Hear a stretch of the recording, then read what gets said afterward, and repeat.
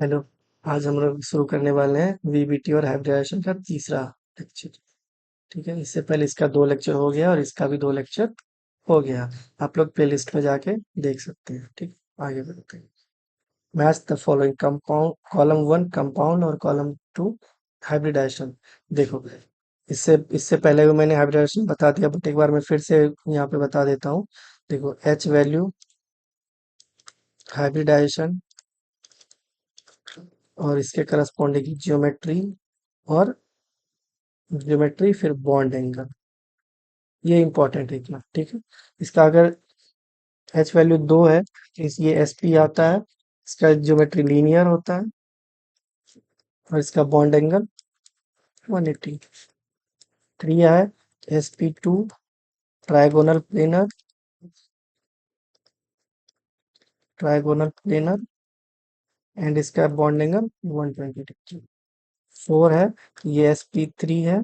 ठीक है, इसका टेट्राहेड्रल होता है और इसका बॉन्ड एंगल अराउंड 109 डिग्री होता है। अगर 5 है तो sp3b है।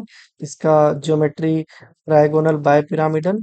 इसका बॉन्ड एंगल 120, 90 एंड 180 तीन होता है। ये 180 में बताना कल भूल गया था लास्ट वीडियो में, अभी मैं इसको बता देता हूँ। ठीक है, अगर 6 है तो sp3d2 और ऑक्टाहेड्रल।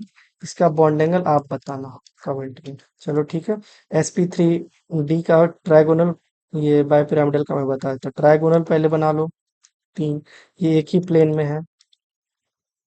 इसका बॉन्ड एंगल 120 होता है। ठीक है, अब बाइपिरामिडल, एक ऊपर जा रहा है बॉन्ड, प्लेन के जस्ट एक ऊपर है, एक नीचे है। तो ये प्लेन है, इसके जस्ट एक ऊपर परपेंडिकुलर, तो वो 90 डिग्री हो गया ये वाला, 90 डिग्री। और ऊपर वाला बॉन्ड और नीचे वाला बॉन्ड दोनों को कैलकुलेट करोगे तो ये टोटल 180 डिग्री हो जाता है। ठीक है, ऑक्टाहेड्रल का बॉन्ड एंगल आप बताना, मैं बस इसका स्ट्रक्चर ड्रॉ कर देता हूँ। इसमें क्या होता है, ये 4 बॉन्ड एक प्लेन में रहते हैं और एक ऊपर रहता है और एक नीचे रहता है। इसका आप लोग बताओ। अब देखते हैं SF6। सल्फर किसके फैमिली का है? SF6 सल्फर किसके फैमिली का है? ऑक्सीजन फैमिली का। 1/2। नहीं तो डायरेक्ट करो ना, इतना स्पेस भी नहीं बचा इस स्लाइड में। एस, ऑक्सीजन फैमिली का कितना वैलेंस इलेक्ट्रॉन है? 6। 6 फ्लोरीन को दे दो।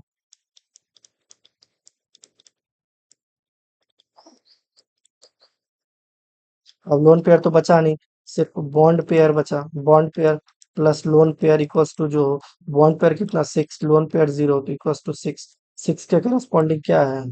sp3d2। तो पहला का तीसरा PCl5। फास्फोरस, फास्फोरस किसके फैमिली का है? नाइट्रोजन। कितना वैलेंस इलेक्ट्रॉन है? 5। अब 5 क्लोरीन ऐड कर दो। Bond pair 5, lone pair 0। 5। 5 के करस्पॉन्डिंग क्या था? sp3d, sp3d। PT PTCl4 2 minus, इसको हम कोऑर्डिनेशन केमिस्ट्री में अच्छे से इसका स्ट्रक्चर देखेंगे। इसका स्क्वायर प्लेनर होता है। ठीक है, अभी के लिए इतना याद रखिए, इसको आगे। तो तीसरा, पांचवा और पहला, तीसरा पांचवा पहला ऑप्शन भी correct. Next, consider the reaction BCl3 plus NH3 gives BCl3.NH3। The geometry of BCl3 and BCl3.NH3। हमको दो ज्योमेट्री पूछ रहा है, पहले BCl3 का ड्रॉ करो। ठीक है, बोरोन के वैलेंस शेल में कितना इलेक्ट्रॉन होता है? 3 इलेक्ट्रॉन होता है। तीनों क्लोरीन को दे दो। अब bond pair plus lone pair, bond pair 3, lone pair 0, तो 3 के करस्पॉन्डिंग क्या होता है? sp2। और sp2 के करस्पॉन्डिंग क्या होता है? Trigonal planar. अभी ही देखें इधर, 3 के करस्पॉन्डिंग sp2 और sp2 के ट्राइगोनल प्लेनर। तो पहला हो गया ट्राइगोनल प्लेनर, टेट्राहेड्रल नहीं, टेट्राहेड्रल। मतलब ऑप्शन ए ही सही है, बस दूसरा दूसरा स्ट्रक्चर देखिए। ये दूसरा स्ट्रक्चर थोड़ा सा इंपॉर्टेंट है। पहले NH3 ड्रॉ करो।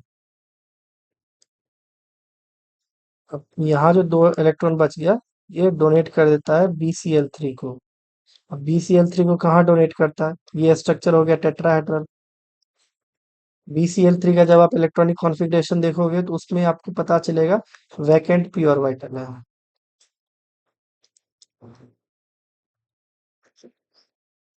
वैकेंट पी ऑर्बिटल, इसमें ये अपना लोन पेयर डोनेट करता है। ठीक है, नेक्स्ट।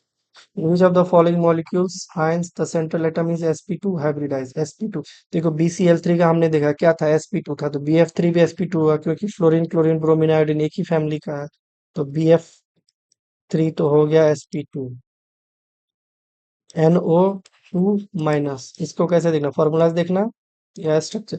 चलो फॉर्मूलाज देखते हैं, अभी दो क्वेश्चन तो डायरेक्ट कर लिया, अब एक फॉर्मूला से देख सकते हैं। 1/2, नाइट्रोजन का वैलेंस इलेक्ट्रॉन 5, मोनोएटॉमिक है नहीं, 0, कैटायन है नहीं, -0, एनाइन एक है तो +1, क्या होगा 1/2 इंटू 6 इक्वल्स टू 3, 3 के करस्पॉन्डिंग sp2।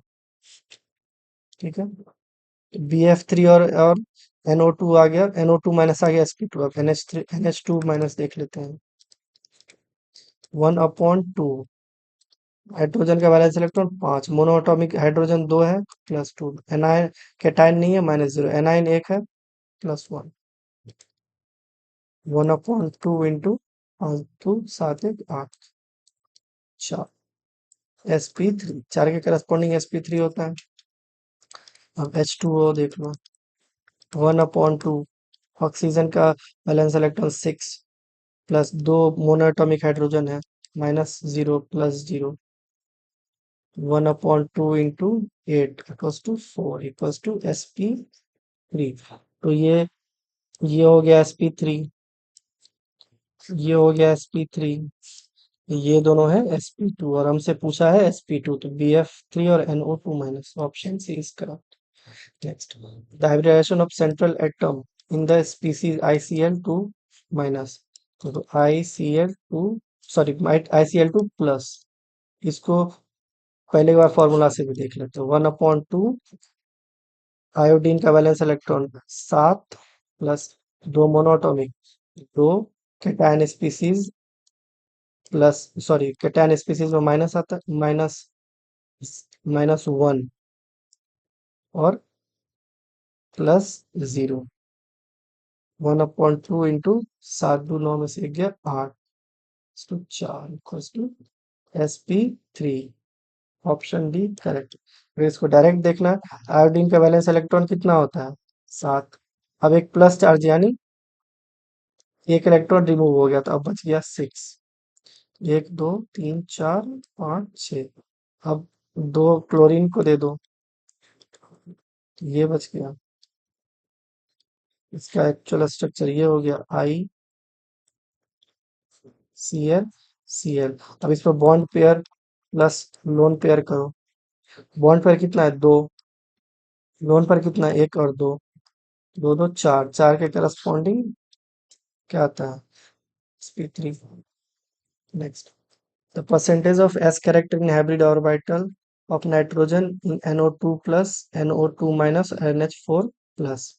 देखो इसके लिए सबसे पहले इसका हाइब्रिडाइजेशन निकालना होगा, अगर NO2 प्लस का निकालोगे तो 1/2, नाइट्रोजन का 5, क्या मोनोएटॉमिक है नहीं तो 0, कैटायन स्पीसीज एक है, एनायन स्पीसीज 0, तो 1/2 into 4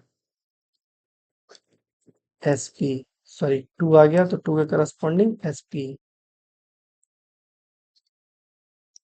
NO2 minus 1/2, 5 monatomic 0, cation 0, anion 1, 1/2 into 6 equals to 3 sp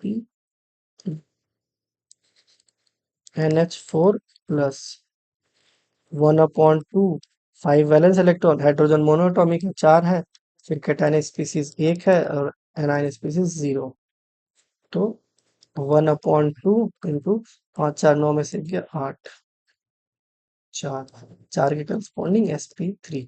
अब देखो sp का अगर हमको ये परसेंटेज s कैरेक्टर निकालना है, टोटल कितना है 1 2, हमको एस का निकालना है 1 × 100 इक्वल्स टू 50%। अब sp2 का निकालना है। टोटल कितना है?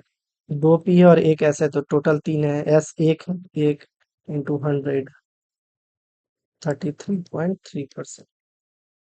फिर क्या है? sp3 है।